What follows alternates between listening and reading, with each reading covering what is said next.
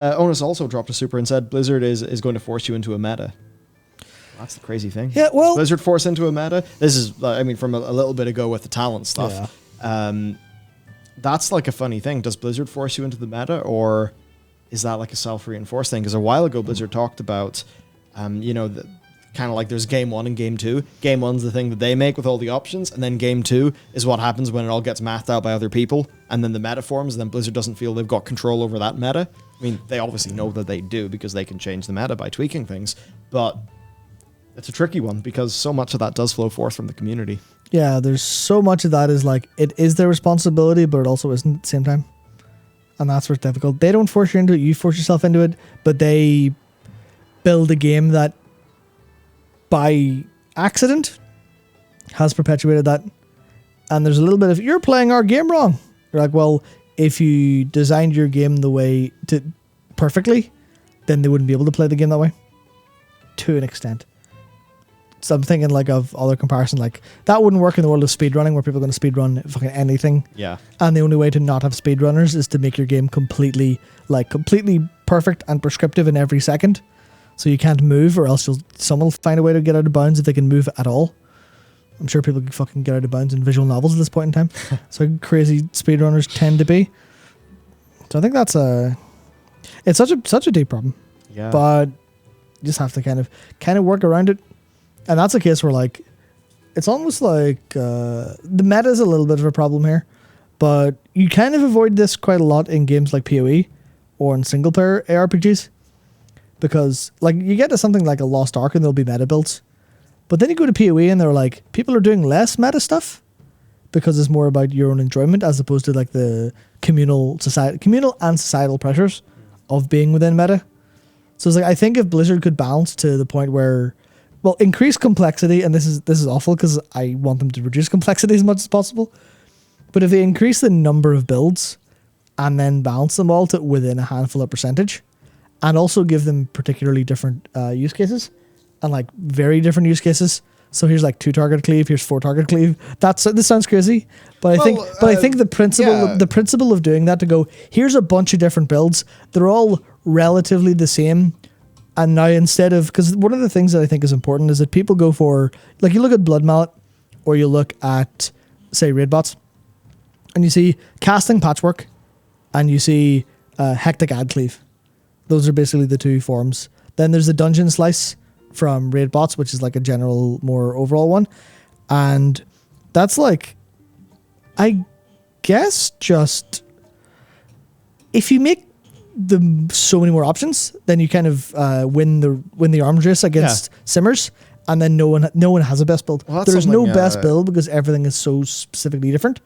But then will meta still infect that, and people go, I'm confused, I'll pick one. Like maybe a slight example of that is red and blue Dractyr or Evoker, Devastation Evoker. Yeah. Right? So you can move red in more of an AoE or slightly less of an AoE. And then with blue, you can really try to make blue be way more single target, depending on your charged thingy, sub talent that you get. But there's a version of blue that's a bit more AoE and a bit more single target. Same goes for red. So I guess like there's a little bit of it in that, but still it has that weird thing where like sides of its talent tree sometimes feel like they're fighting with each other. But then that's just strange because of the way that we currently, the way that we are currently used to these classes right now and the sort of choices that we have. It's kind of tricky mapping that all over to the new talent system. Yeah. Because like that's the thing where, and some of this is because they tie it to the gearing loop as well, but even like some of the Shadowlands legendaries, some of the Legion legendaries, some of even the like BFA Azerite traits at times and essences, there are unique meta breaking ways to kind of play the game, build the game, and have your own fun. It's just, I don't know if the player base are super into that in a couple of ways. I think that's where like some of the problems come in, because I've never been one for experimenting with builds in World of Warcraft. I've never really been super interested in it. And then I play mini healer and I'm like actually going, oh, possibility. Oh shit. That's an interesting item. I'll hold on to that one so I remember it. So when I try out a druid build instead of the occultist build I currently have, I will do something else and see if can I break this synergy. Same way with when I was playing, and it might just be because of single player, But same whenever I was playing 7th Dragon, code VFD, back in the day in the 3DS, I'm just going, holy shit, this is... Because I have so much freedom to change within my build, and it's kind of all obvious, or not obvious, but like, I have possibility, I can play with it a bit. It's just something about World of Warcraft, and maybe that's gear acquisition. Maybe that's how the trees and how the builds are built, that they don't feel substantially different, or they feel different in kind of weird ways that I've never really been super interested in that. So I don't know if that's like a me thing or something like that, or like in single player it just makes more sense. Maybe it's like a time thing of, you know, whatever. In a single player game, you're not so, oh, I have to do this fast. Maybe if I could gear in World of Warcraft in 10% of the time, I'd be happy to play with whatever the hell I've got, because I'll get there at the end, as opposed to I need to be in the fastest possible car or take the fastest possible trip because the end goal's so far away. If the end goal was a lot closer, and then I could kind of take my time getting there, almost like, you know, if you're walking, say you're walking an hour to work, you're probably going to take the fastest route. But if you get like a 15-minute walk to work and there's a couple different routes, Do whatever you the want. stakes of changing those routes are so much less. So you can kind of go, yeah, fuck it. Same with Shadowlands Legendaries, where it's like, this comes into alt friendliness as well, where if Shadowlands was a lot more alt friendly, is there a decent chance I would be playing like Mistweaver to heal just because I kind of feel like it?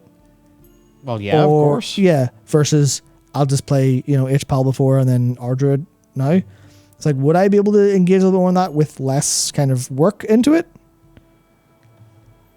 I think that's kind of the thing as well that I hope to see a little bit improved. I mean, obviously, you know, FF14 is a great example of that, where it's like, oh yeah, I have nothing to do to play another job outside of level it.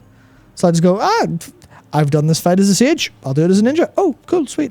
I haven't had to do much about this except spend a small fraction of my gil on on crafted items, which the crafters have went and made. There was a comment there, yeah. I think Matt's problem is that no builds really are that unique in WoW, because that's the design, or WoW, because that's the design. They don't want too many things interacting because then fun is detected. Yeah, that's another thing. Whereas like you can't do anything really crazy or enjoyable. It's like it's all like kind of minor changes. Like, I guess one of the example, I suppose, and it's not even like really build wise. It's more intellectually satisfying than gameplay satisfying. To go say Slick Ice. Say you go Deathborn Slick Ice as a Frost Mage in Shadowlands for the cleaving Frostbolt, as opposed to, say, the Freezing Winds. Or like, that choice is fundamentally different, but it's like different in like one point, as opposed to a bunch of points. You're not going suddenly, actually, Frost Mage is a good example, because it was the Ice Lance build, and that was clearly like fun detected, or just triple Ice Lance. Or was it the ice? Yeah, there was the Ice Lance only build in BFA, I believe. Ice Lance only. I think it was, yeah, because of a couple different Azerite things that that's really went funny. together. So I think that was really enjoyable. But yeah, there's a whole bunch of stuff there where I think that needs to be kind of looked at, and I hope these talent trees will do some of that. Yeah, I don't know if they will though. and we'll see.